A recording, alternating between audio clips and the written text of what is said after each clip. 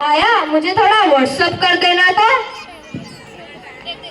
राहुल, प्रियंका, खाना तैयार है, अपने दोस्तों को लेकर खाने के लिए आ जाओ। माँ, 5 मिनट के बाद। मैं पहले ये गेम खत्म कर लूं। माँ, अभी हमारा गेम खत्म नहीं हुआ है, हम बाद में खाएंगे। तुम सब बच्चे एक कमरे में बैठकर क्या कर रहे हो? देखो तो सही, क्या गेम्स खेल रहे हो? हम मोबाइल गेम्स खेल रहे हैं माँ। हमारा जमाना अच्छा था, ये मोबाइल नहीं थे। हम अपने जमाने में खूब सारे गेम्स खेलते थे, लेकिन घर के अंदर नहीं, घर के बाहर। क्या क्या गेम्स खेलते थे माँ? आओ तुम्हें बताऊं।